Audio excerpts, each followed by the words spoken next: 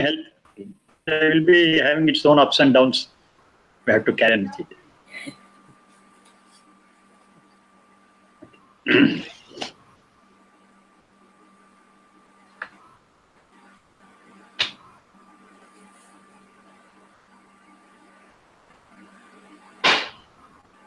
Griha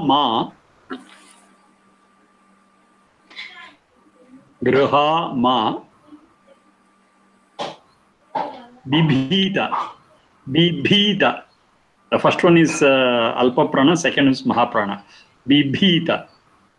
Ma vepadhvam. Griha ma bibhita. Ma vepadhvam. Yajurveda 3.41. 3.41. Griha ma bibhita ma vepadhvam. Griha is refers to grihastha. O grihastha. One who is in grihasthashrama or one is about to take the grihasthashrama, whatever. He is planning to get into grihasthashrama. Griha ma bibhita ma vepadhvam. Bibhita nibhi bhaye. Nibhi bhaye.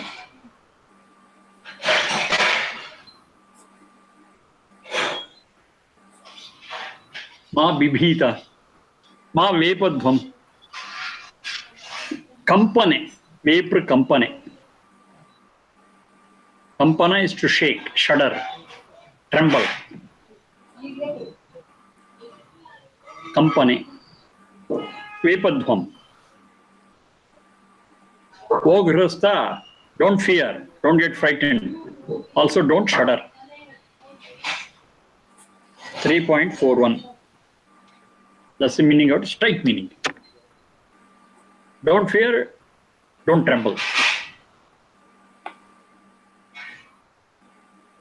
If you take the meaning on the face of it, it appears it's very grihasthashrama is very terrifying. It's not so, it's not so. Very terrifying and terrorizing. No, it's not like that. What he says is, this grihasthashrama is for vivaha samskara. Vivaha samskara means vi plus vaha. Vaha prapane. Vi means vishesha. To take upon us some special responsibilities is the very purpose of vivaha samskara, and discharging those special duties is what is called as grihasthashrama. And it is very normal for a human being. It's very normal for a human being. Of course, we will have our own doubts whether I'll be able to discharge all my duties which have taken upon me. It's also common. Not much. Can I discharge all my duties? Am I capable of? Because it's a new experience, it's a new life, it's a new phase of life. Some doubt also is very common.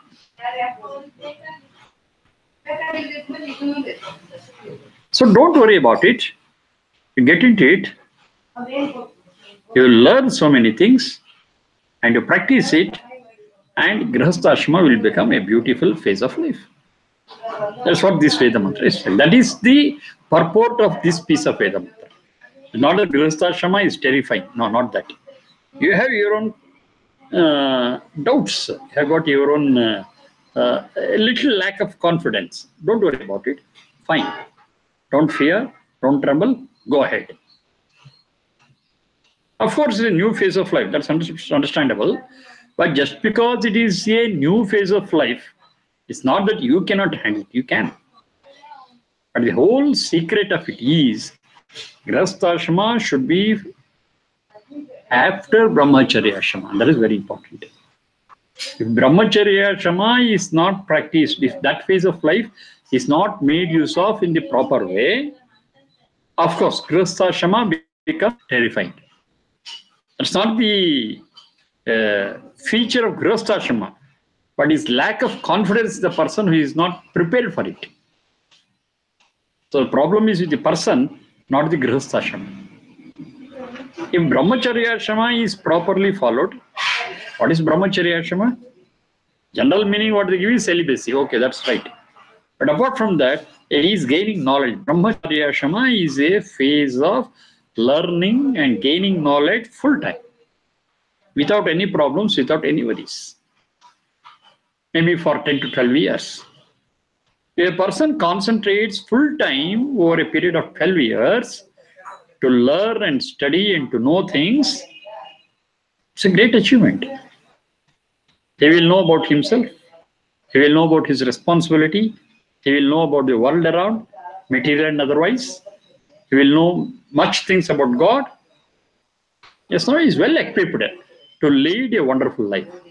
Because for over a period of 10 to 12 years has been taught the different laws of life, physical, mental, and spiritual,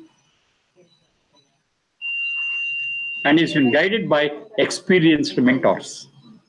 Acharya. Acharya, Acharya. Acharya is feminine, masculine, Acharya is feminine. But 10 to 12 years is an arduous task of learning. No fees, no worry about food, clothing, and shelter, everything provided free. Learn it. No, it's all the focus in those 10 to 12 years. It's not a part-time learning, it's a full-time learning.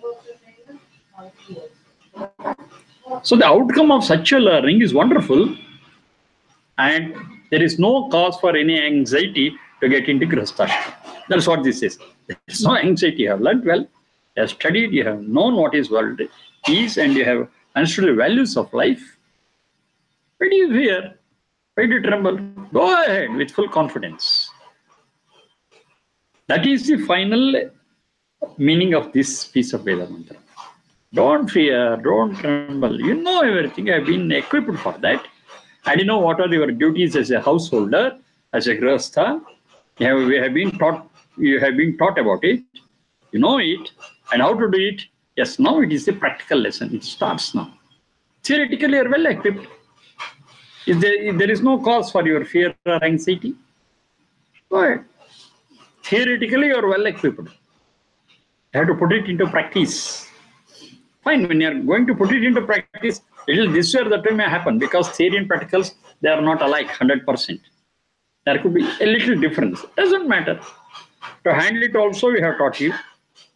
Handle it. Go ahead with full confidence. Ma bibhita, ma vepadhvam. There is no cause for fear and trembling. In this way, we have to understand this piece of Veda mantra. It is not the mistake of grihasthashrama, but it is little anxiety what a person may have. Either brahmacharya ashrama is not practiced well. That is, if brahmacharya ashrama is not very well used for full-time learning of right things, then of course that person's anxiety will increase. Less of brahmacharya, more of anxiety. More of brahmacharya, less of anxiety. They are inversely proportional, mathematically telling. They are inversely proportional. But still little anxiety will be there. That's fine. That's fine. Because you are getting into a new venture. You are a brahmachari so far, now getting new phase of life. That is grihasthashrama. It's a new venture. Of course, it's a joint venture. You are not alone. You have got your best friend. You have got your life partner. It's a joint venture. She also has got her own anxieties. Fine. Both of you work together and make it a teamwork, a joint venture, and see that it becomes successful. Both of you are trained. Both of you are informed. Both of you are educated in the real sense. When I say educated, not certificate and marks card. It is understanding the life in the right sense, the values of life. Both of you have been taught. Brahmacharya ashrama and Gurukula Vasa is compulsory even to girls and to boys, irrespective of caste, creed, and race. It's a must for everyone. Upanayana samskara, Vedarambha samskara, and Samavartana samskara. Up to Samavartana samskara, it is compulsory to everyone. Nobody is spared. Nobody can give any reason to escape from it. To specifically quote that even women are allowed, women are also have to undergo brahmacharya ashrama compulsorily. One quotation is there. Brahmacharyena kanya yuvanam vindate patim. Maybe I have taught this already. Brahmacharyena kanya yuvanam vindate patim. One has completed the brahmacharya ashrama, that kanya, that bride, gets her suitable husband. Brahmacharyena kanya yuvanam vindate patim. Young husband she gets after completing her brahmacharya ashrama. It's very clear that even kanya also has to undergo this upanayana, vedarambha and samarthana samskara. Up to that, it is compulsory for everyone, irrespective of caste, creed, and gender. I repeat again. Because a lot of confusion is there about that. In only some castes, only boys are given this samskara, upanayana, vedarambha, and samarthana. All other caste people, all women are left out from this. That's why the society is in this condition. If everyone is educated, if everyone is taught the human values, definitely that society will be in excellent condition.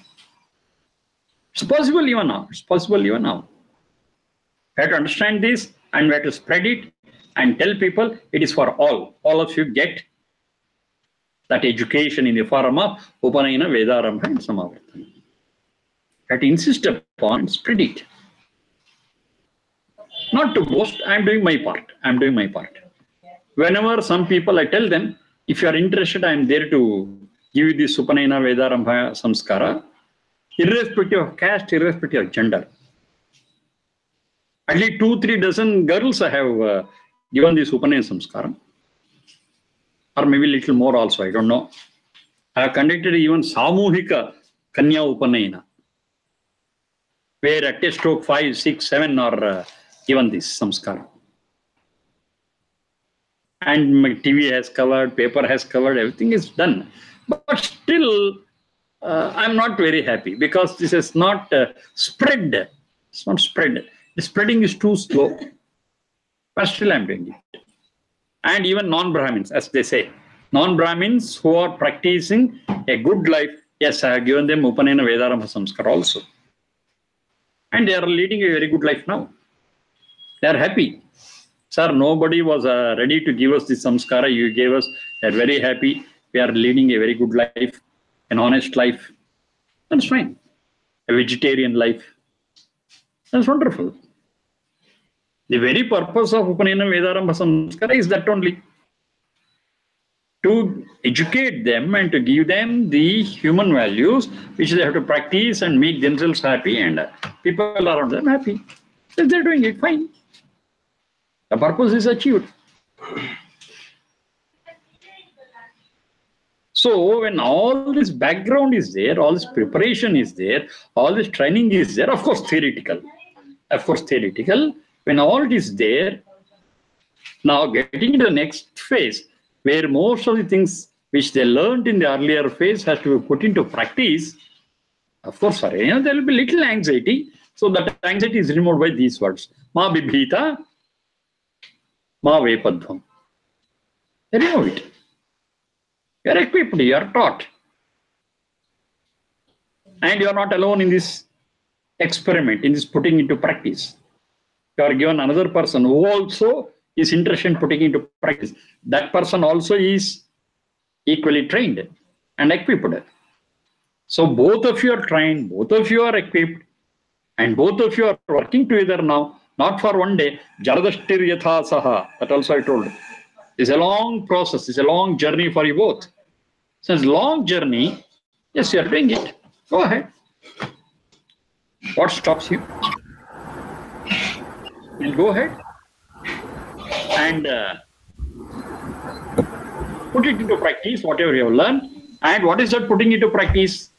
It's nothing but taking upon some special responsibilities which you had not taken so far, and those special responsibilities, discharge it with a hard work, with a heart work. Right? Little anxiety could be there. Don't worry, don't worry.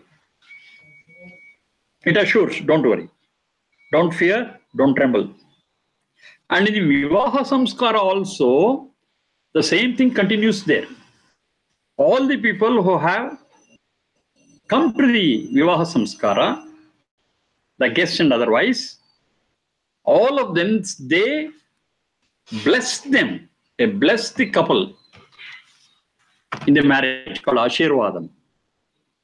Now that Ashirvadam is not just a word of mouth or maybe just a drama. No. The actual meaning of Ashirvadam is, we know you're venturing into a new phase of life. You're entering. You have been trained, you have been taught, fine. But practically when you're doing it, both of you, you may find some problems. That's quite expectable. There's nothing wrong in that. But don't worry, we the elders, we the experienced, we the knowledge people, we are all with you. We assure our support, we assure our guidance, we assure our assistance. Don't worry about it. Go ahead. Whenever you find a problem, whenever you want a solution, whenever you want some guidance, we are all ready to give it. Come to us, we'll give it. The assurance given by those elders, those householders, those scholars, those great people, social workers, is what is called as Ashirvadam. Assurance is not just, oh, let God bless you and get out. Take your food and go. That's not Ashirvadam. Or maybe they call what they call as that akshata with that rice. They prepare the akshata and throw it and take your food and go out. That is not Ashirvadam. That's all bogus. Real Ashirvadam is giving the new couple all the assurance of their help and assistance and guidance. And in such a way, the highest guidance, the highest assurance is given by Ma Bibhita, Ma Vepadhvam. Veda tells, don't worry about it. It's part of life. You have to venture into, you have to get into new phases and take it as a challenge, and with all self-confidence, you proceed. Now, the self-confidence comes only when, I repeat, only when they have passed through this Brahmacharya Ashrama well, not otherwise. Those who have not passed through this Brahmacharya Ashrama, but just by age, they want to get into this Grihastha Ashrama, yes. They are really anxious and they may do a lot of mistakes in Grihastha Ashrama also and spoil it. Finally, they say Grihastha Ashrama is a big curse on us. Problem is not with that. The problem is with their not preparing for it. That's the problem. They should be well prepared for it. And that is part of this Upanina Samskara, Vedarambha Samskara. They prepare them for it. Okay, next you have got this phase of life. This is how you have to equip yourself. This is all the prerequisites. They are well equipped.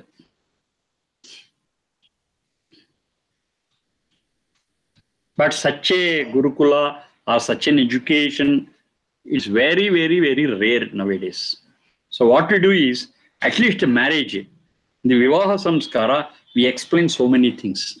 We'll not just chant mantras and people will be chit-chatting there. Such a thing will not be there. In a marriage where I go to conduct it, I request everyone to be silent, to listen to it and explain the mantra. And whatever samskara should have been given in Upanayana and Vedarambha, I try to summarize it and give it to them. And tell them, these are your duties, do it. And Ashirvada is this, we are all with you, don't worry. You continue and perform your duties, they help you out. I think this much you are going to do in a Vivaha Samskara. Recently, I conducted one Vivaha Samskara. Recently, maybe a month ago. So everything was conducted with meaning, with explanation, everything. Of course, my son-in-law also was with me for helping me out. So both of us we did. And finally, at the end of the whole session, one person came and he said, "Sir, you did a very good job. I'm married from past 38 years. I'm married from past 38 years. And it is only today I understand the significance of Saptapadi." Saptapadi, what we say, the significance he understood only that day after 38 years of Grihastha. What a sorry state of affairs. They should have understood before marriage and put it into practice in marriage, in Vivaha Samskara. But after 38 years of Vivaha Samskara, he says, today I understood the meaning of Saptapada and I'm very happy, sir. I said, okay, fine, better late than never. So that's the situation today. If that is the situation today in India, elsewhere I cannot say anything at all. I cannot comment about anything at all. It's not just chanting of mantras. It's not just doing some gimmicks and doing some rituals or some rites. It is understanding the meaning of every Veda mantra, which touches every part of our life and which enriches our life.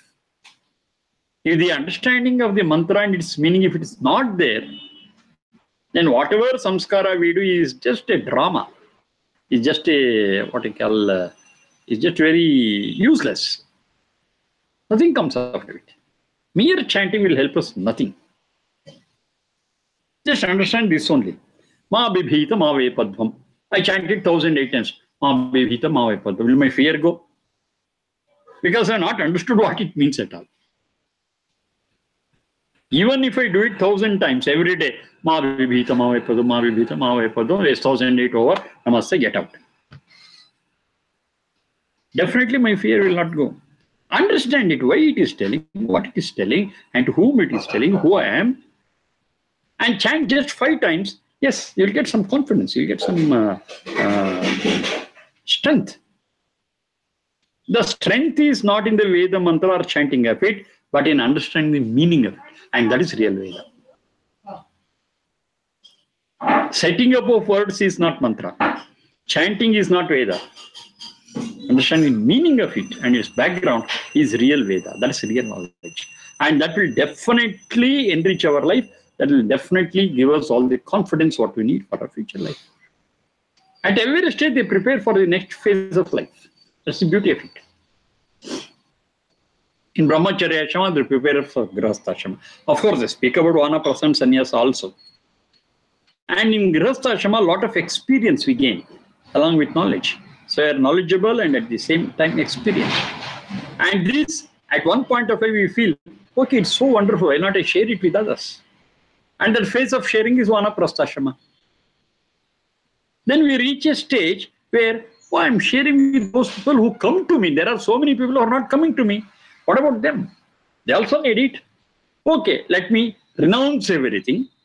Let me detach myself from all these bondages and roam and spread the knowledge. That is sannyasa ashrama.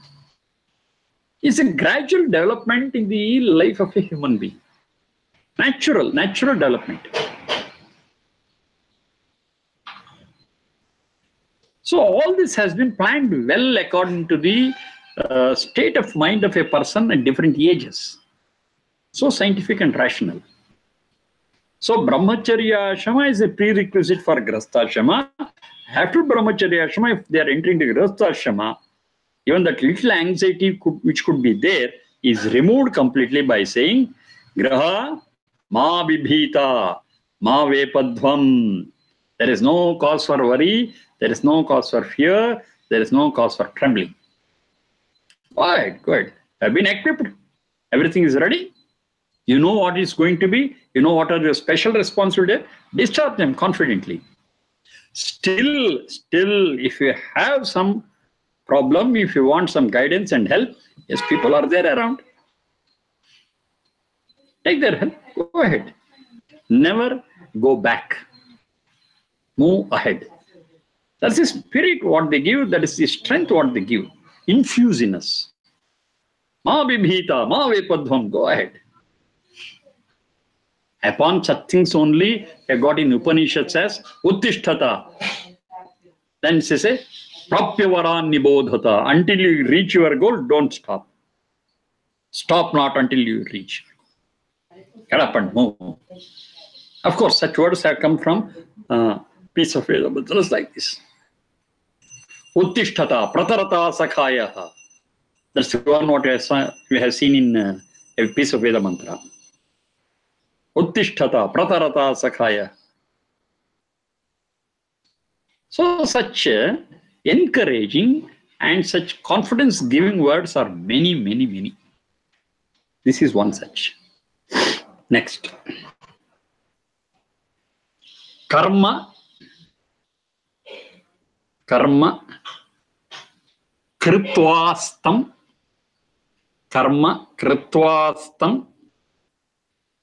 preta.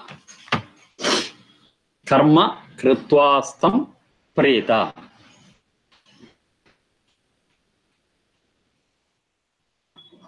Karma kritvastam preta. Kritvastam, kritva astam. Kritva astam. Astam means shelter, house. Kritva, decree karane. Karma, also decree karane. Preta, pra-ita. Ita ingatau.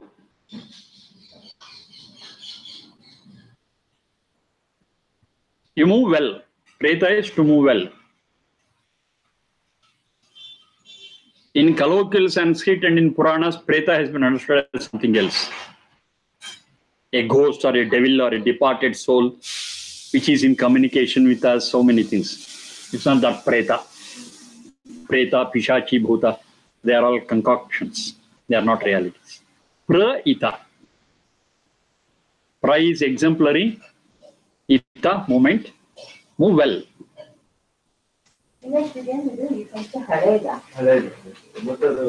Where to move? Astam preta. Astam is shelter.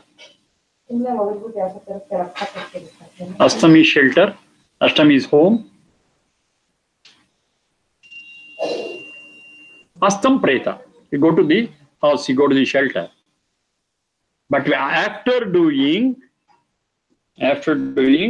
karmam kritva. That's very important. Karma kritva astam preta. Can go home, relax. Everything is fine. But after karma kritva, after doing your duties. Now this we can understand in two levels. In the present life, we are associated with a lot of duties and responsibilities. So whatever duties and responsibilities are there, until I discharge them, I am not permitted to take rest. It's not that all things will be cleared in one day. No. Okay, in installments. What is due for the day, I'll clear it and then I go and relax, take rest. If something is kept pending, which should have been done today, and take rest or relax, that's not right. Because tomorrow's duty will be there and what is pending today will get added on to it. So tomorrow's duty will go up. Then definitely will not be able to complete it next day. So little part of it will be kept pending every day and my duties will never be clear. Planning is not right. And whatever is due for the day, you do it. What is due for tomorrow, do it. Day-to-day basis, whatever is due to be discharged as your duty and responsibility, clear it. Then you relax. Of course, relaxation is a must. One cannot work 24 hours. They need some relaxation. That's fine. We are not about not relaxing. But after doing your part of the duty for the day, you relax.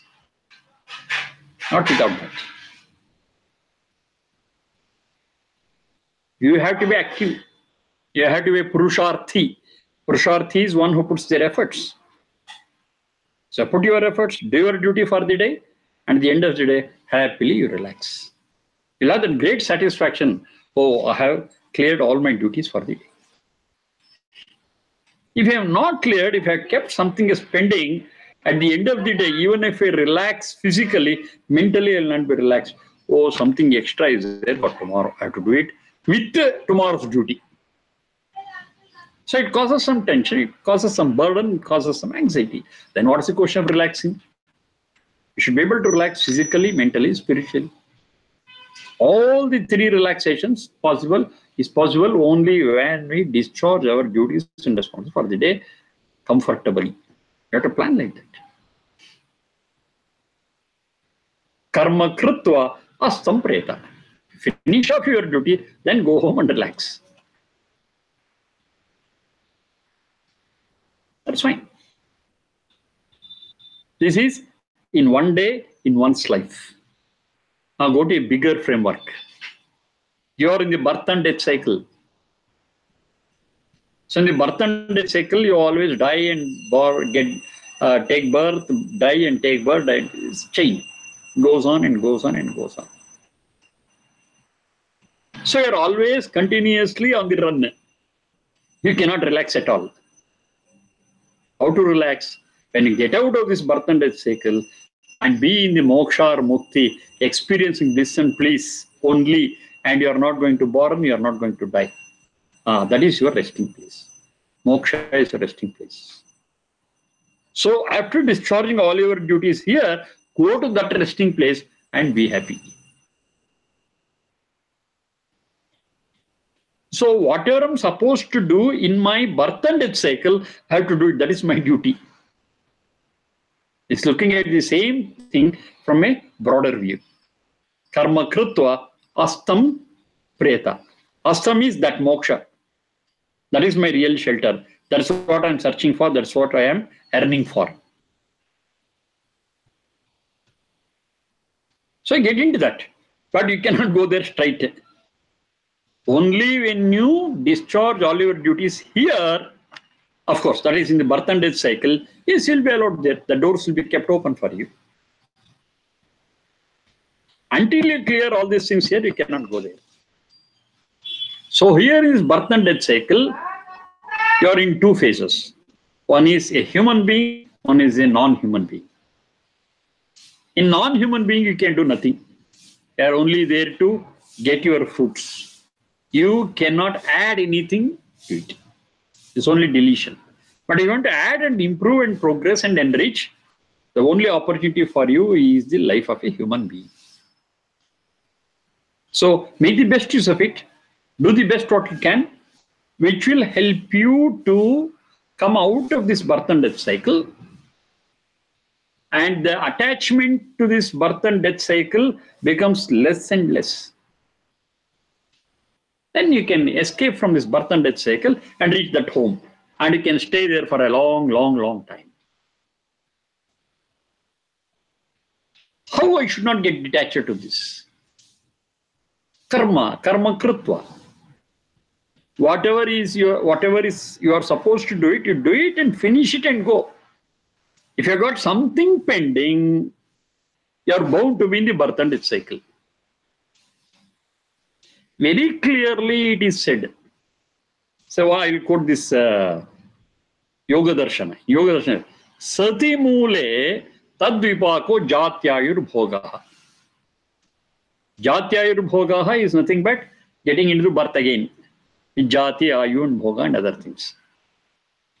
When it will happen, sati mule, if some root is there, if something is, reminder is there, if something is still pending, tadvipakaha, as a result of it, you get into birth again. Sati mula, if it is there, if that mula is not there, you need not get into birth again. You are free. So see that mula is removed as fast as possible, as consciously as possible, as deliberately as possible, as knowledgeably as possible. Remove that mula. Vipaka is not there. When vipaka is not there, jatyayur bhoga is not there. Of course, the root of this is in the Vedas. What it says? Na karma lipyate nare. Karma lipyate nare. You do karma, but it will not get attached to you, or you will not get attached to it. You have to do karma. You cannot escape from karma and say, I am not attached. No, that's not the way. Akarma is not advised. It's always sukarma is advised.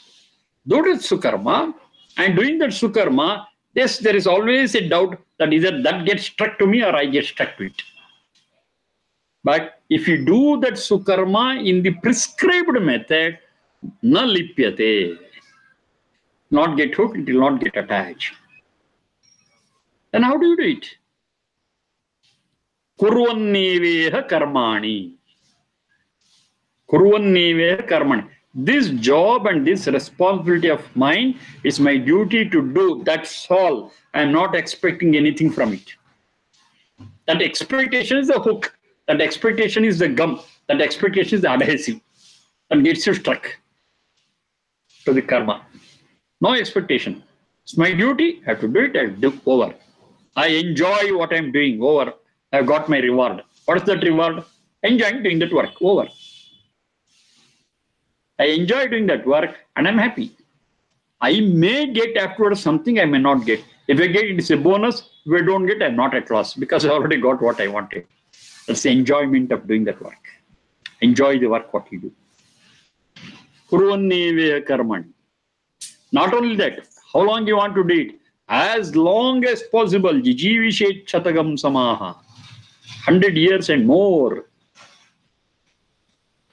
Not 1 or 2 days. I am ready to do this again and again, more and more and more. As long as possible. I enjoy the work. No expectations. So that makes you Kurvanneveha karmani jijivishet chatagam samaha evam tvayi nanathasti. If you leave this method, there is no other method by which you will not get stuck to it. In all other cases, you get stuck to it. So once you get struck, sati mole tadvipakaha ayan birth and death. If you get struck, that's the end of it. You have to be in the birth and death cycle. You have to release yourself. You can release yourself only when you do it with all duty consciousness and without any expectation and enjoy the very work what we do. And that is called as real doing karma. Karma krutva. What do you do? Asamprita. You have completed your work, you have completed your duty, and now you are free to go. You are free to escape to your place of relaxation. That's moksha, mukti. You need not be in the birth and death cycle. It all appears to listen and understand very easy. But the whole problem is in practicing it down to earth. But 100% it is certain that if you practice it, it will happen. No doubt about it. You can understand.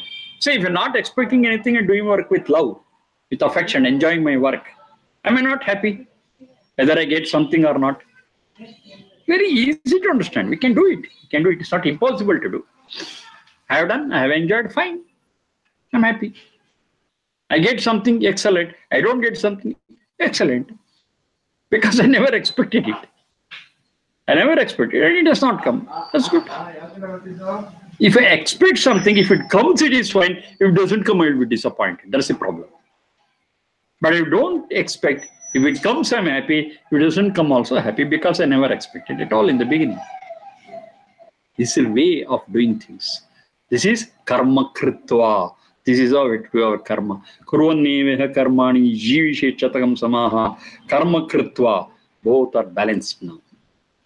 If you're doing all that, and you go home and relax. I'm not against relaxation. It's not that we want you to toil 24 hours, day and night. No, no, no. Don't toil like that. Relax, be happy. But before you choose to relax, please ensure that you have discharged the duty for the day.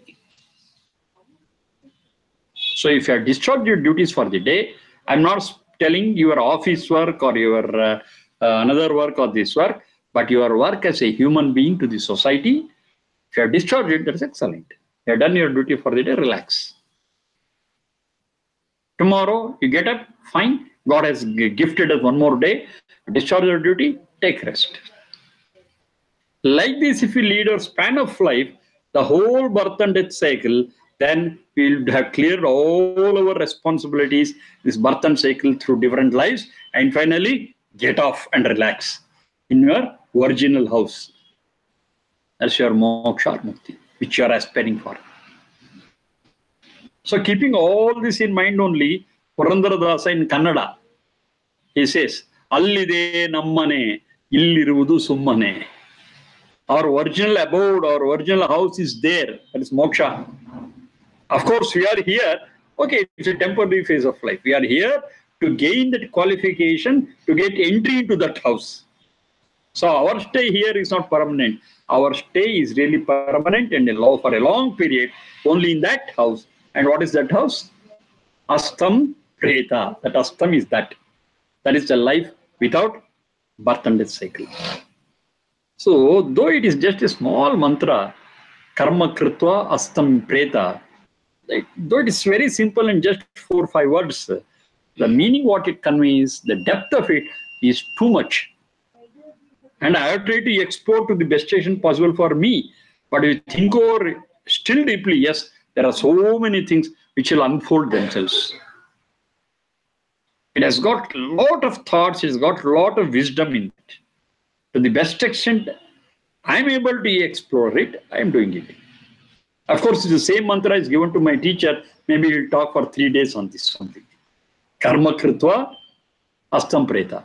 That's his experience and knowledge, that's his depth. The only thing is, yes, we have to understand this at least to this depth and proceed and discover and explore. And finally, we will be blessed with a lot of knowledge, lot of experience, lot of practical things, lot of theory. That will go a long way in making our life really peaceful and blissful. And help us for a long run to get out of this birth and death cycle. Astam Preta. In a wonderful way, go to your house. You are invited there. That's your place. They're all aspiring for that. Karma Kritva. So only after doing your duty, Karma Kritva Astam Yeta. Astam Yeta is not the first thing. Discharge your duties. Then you are eligible for it. Karma Kritva Astam Yeta. Astam Preta. Okay. Thank you for the day. And tomorrow is not the day after tomorrow we can have it. Okay. Namaste. Day after tomorrow means for me it is Friday, for you it is Thursday. Okay, thank you very much.